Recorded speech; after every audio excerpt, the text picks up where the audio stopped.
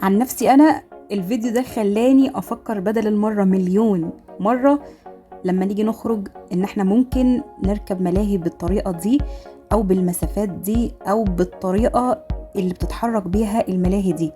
خدوا بالكم يا جماعة، المسافة بتاعت الملاهي او اللعبة اللي انتوا هتركبوها لما تكون بالطريقة دي وبتتحرك بالصورة دي بتبقى مش امان 100%. فخدوا بالكم، ربنا يحفظكم ويحفظ اولادكم يا رب، اللهم امين.